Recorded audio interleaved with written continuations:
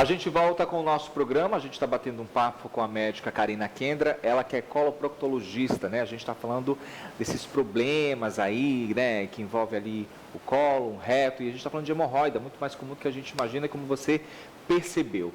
A gente já falou, né, de alguns fatores de risco, a gente já viu que tanto faz homem e mulher, né, tá todo mundo aí sujeito a ter.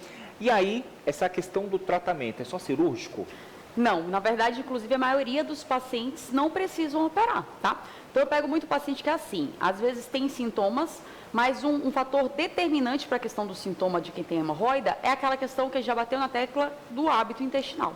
Então, o paciente que é muito constipado, demora muito para ir ao banheiro, faz muita força, ou as fezes vêm muito endurecidas, vai machucar a hemorroida. Quando machuca, vai inchar, vai sangrar, vai doer, entendeu? Então, é muito comum eu pegar o paciente, ele me falar que está sangrando ou que está sentindo dor, e aí eu pergunto, mas como é que é seu hábito intestinal? Quando que você vai ao banheiro? Ah, vou a cada 3 dias, a cada 5 dias.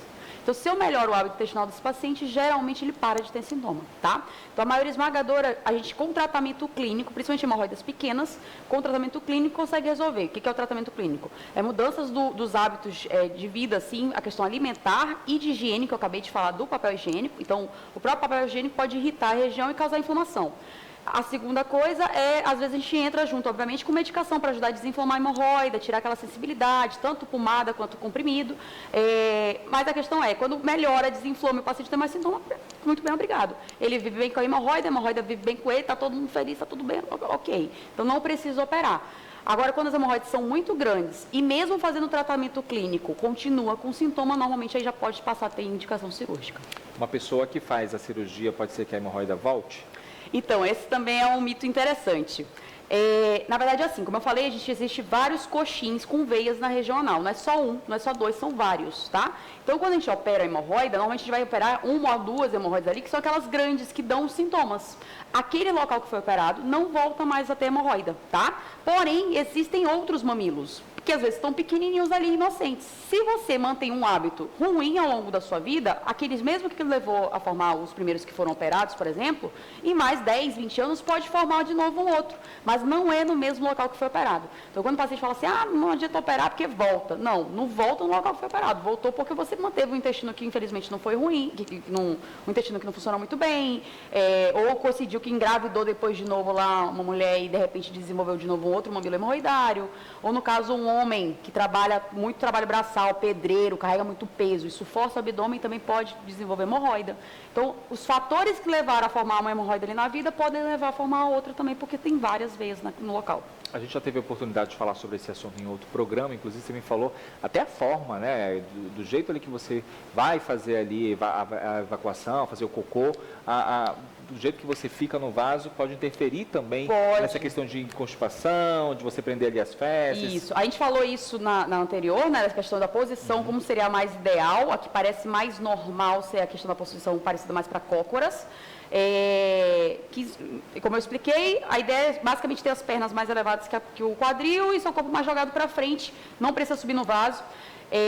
Porém, tem um outro detalhe bem legal, que justamente você acabou de me lembrar. Então, assim, você passar muito tempo sentado no vaso sanitário, se você tiver propensão e genética para desenvolver hemorroida, isso por si só pode ser uma causa para levar hemorroida. Como assim, doutora? Tem gente que vai ao banheiro e aquele momento de paz, de fuga, eu vou ao banheiro, aí hoje em dia os jovens levam o celular, ficam no Instagram o tempo todo, uma coisa, né? Ou quem é mais antigo, às vezes é uma revista, um livro. Um jornal.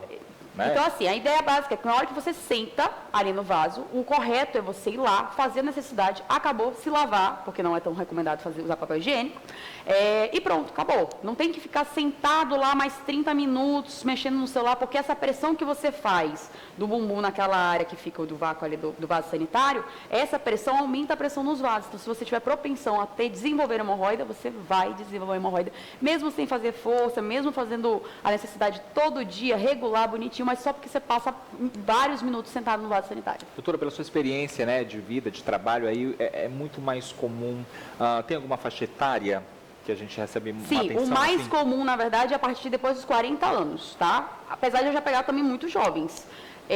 Mas a partir dos 40 anos, pelo que eu falei, como existe toda uma musculatura não, todo um tecido que segura e contém essas veias na região lá dentro da regional, com a idade, esses próprios coxins, eles vão ficando mais frouxos também, entendeu? Então é mais comum, na verdade, com a idade disso vir à tona. Porém, mesmo adolescente, eu já peguei gente que tem 20 anos de idade e tem doença hemorroidária mais feia do que gente que mais velha, entendeu? Então, é muito da questão do próprio hábito. Se essa pessoa tem muita dificuldade, passou a vida toda tendo muita dificuldade, faz muita força, isso vai ter um reflexo lá na frente. E aí bate naquela tecla que foi do programa passado, da pessoa trabalhar o máximo possível para manter um hábito intestinal bom, funcional. Isso é importante para muita coisa, inclusive. E aí a gente estava falando da questão da cirurgia, né? A partir do momento que eu faço lá a cirurgia, como é que é essa questão da minha recuperação? Certo. Então, o paciente tem indicação cirúrgica. A cirurgia chama de hemorroidectomia, tá? Nome horroroso, né? Mas a ideia básica é ir lá tirar, cortar essa hemorroide, esse mamilo, essa veia. E existem algumas técnicas, as duas principais. Uma vai ficar aberta, parte da ferida, e vai cicatrizar super bem, obrigado. E outra a gente até dá uns pontinhos, mas geralmente esses pontinhos costumam abrir durante o processo. A gente tem que imaginar que a região anal ela é uma região que tem que esticar, ela tem que abrir. Então, o local que tem os pontos, às vezes eles acabam abrindo. Isso é bem comum até de acontecer no pós-operatório. Então, assim, pós-operatório, eu vou ser muito sincera, que é uma das coisas que eu bato, inclusive, na tecla com todos os pacientes que às vezes parecem um pouco insistentes em talvez querer operar, mas às vezes não tem realmente indicação, é que o pós-operatório ele é bastante chato, principalmente nos primeiros 7 a 10 dias, tá? O paciente sofre um bocadinho. Imagina assim, ele tem que manter um intestino bom, regular, e todo dia ele é ao banheiro, estando com a ferida de pós-operatório ali na região. Pontos, né? Exatamente. Então, assim, acaba que quando ele vai ao banheiro, ele vai sentir um bocado de dor, um certo desconforto, e muitas vezes nos primeiros dias vai ter algum sangramentozinho também. Quando a gente dá alta para o paciente do pós-operatório, vai com remédio para dor, com anti-inflamatório, com pomada, com remédio para ajudar o intestino a funcionar bem, com fezes macias, tá? Vai com tudo para tentar facilitar o máximo possível para ele esse pós-operatório. Porque tem muita gente que acredita que depois que ele sai lá da mesa, tem essa probabilidade dele fazer cocô logo depois que ele sai, que ele se recupera, que ele chega em casa, porque ele está naquele ambiente, ele precisa e tal. E aí acredita-se, ou muita gente fala, pode ser um mito ou verdade, que toma remédio ali para ser uma lavagem, para sair uma água. Não é exatamente isso. Na verdade, inclusive, é ruim. Nenhum dos extremos é bom, mesmo para hemorroide, mesmo pós-operatório de hemorroide. Então, se o paciente for ao banheiro 5, 6 vezes, fezes líquidas, vai machucar. Se for uma vez, fezes ressecadas, vai machucar. Então, na verdade, ele tem que ir com um hábito regular e fezes macias, ponto. Então, o que a gente passa de medicação é para ajudar a estimular, até porque é bem comum, logo que a gente opera, como a região acaba ficando inchada porque foi mexido, então mesmo o paciente que é regular, que vai todo dia, no pós-operatório, às vezes ele pula um dia, pula 2. Imagina a pessoa que vai todo dia, pula 2 dias na hora de ir ao banheiro, quando operou a região. Então, eu mesmo assim mantenho um remédio para estimular, não é para ter diarreia, é para manter esse hábito regular e com as fezes mais lubrificadas o possíveis. É basicamente isso.